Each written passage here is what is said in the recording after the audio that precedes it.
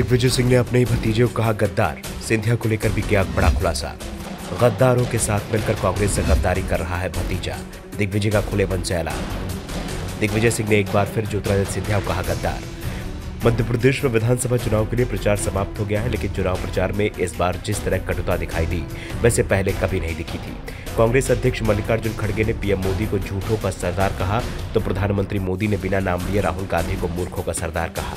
और ये बयानबाजी सिर्फ दिल्ली के नेताओं तक सीमित नहीं रही, बल्कि राज्य के दिग्गज नेताओं ने इस बार तीखे बयान दिए, जो आमतौर पर कम ही दिखाई देते हैं। इस बार एक बदलाव और भी दिखाई दिया। 20 साल बाद पहली बार दिग्विजय सिंह कांग्रेस के पक्ष में रैलियां और आम सभाएं करते हुए दिखाई दिए। दिग्विजय ने जमकर पार्टी का प्रचार किया। 2003 में विधानसभा चुनाव में मिली हार के बाद से ही दिग्विजय सिंह चुनाव प्रचार के दौरान रैलियों से दूरी बनाने लगे थे। वैसे इसके पीछे सबसे बड़ा कारण कांग्रेस के उम्मीदवार ही बताए जाते हैं, जो पार्टी से कहते थे कि उनके क्षेत्र में दिग्विजय सिंह की रैली नहीं रखी जाए। बीजेपी तो यहां तक दावा करती थी कि दिग्विजय सिंह की रैली कांग्रेस के जिस उम्मीदवार के क्षेत्र में हो जाती थी, वहां उसे अपने स्टार प्रचारक नहीं भेजने पड़ते थे, क्योंकि दिग्विजय सिंह के प्रचार से अपने आप बीजेपी की स्थिति मजबूत हो जाती थी। लेकिन इस बार दिग्विजय सिंह पूरे फॉर्म में दिखाई दिए और उन्होंने बीजेपी पर जमकर निशाना साधा, खासतौर पर ज्योतिरादित्य सिंधिया पर। दरअसल सिंधिया राजघराने से दिग्विजय सिंह के राजघराने का टकराव नया नहीं, बहुत पुराना है। इस बीच दिग्विजय सिंह और मधुसूदनगढ़ राज परिवार के सदस्य के बीच भी तलवारें खिंच गई हैं और इस बार भी अदावत की मुख्य वजह केंद्रीय मंत्री और बीजेपी नेता ज्योतिरादित्य सिंधिया को ही माना जा रहा है। दरअसल छोटे भाई लक्ष्मण सिंह के प्रचार के लिए दिग्विजय सिंह खेराड़ गांव पहुंचे थे।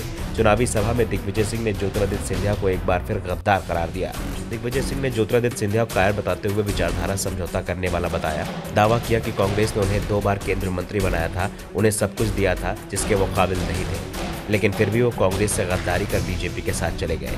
दिग्विजय सिंह ने ज्योतिरादित्य सिंधिया के साथ बीजेपी में गए मधुसूदनगढ़ राज परिवार के सदस्य रुद्रदेव सिंह को भी गद्दार कह दिया। उन्होंने कहा कि मेरे भतीजे ने भी गद्दारों यानी ज्योतिरादित्य सिंधिया का साथ दिया। आखिर क्या नहीं किया इस परिवार के लिए, लेकिन उसके बाद भी गद्दारी और गद्दारों के साथ मिलकर हमारा विरोध करते हैं, शर्म आनी चाहिए। दरअसल दिग्विजय सिंह और उनके परिवार के खिलाफ रुद्रदेव सिंह द्वारा अक्सर टिप्पणी की जाती है। रुद्रदेव सिंह अब ज्योतिरादित्य सिंधिया के खेमे में शामिल हो गए हैं। दिग्विजय सिंह इसी बात से नाराज है।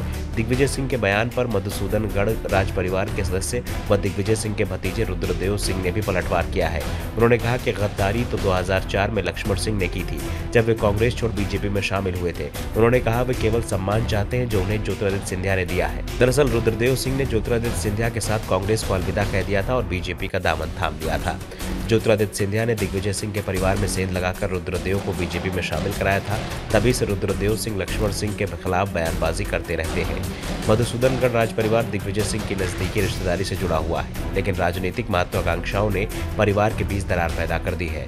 सिर्फ रुद्रदेव सिंह ही कांग्रेस छोड़कर बीजेपी में शामिल नहीं हुए।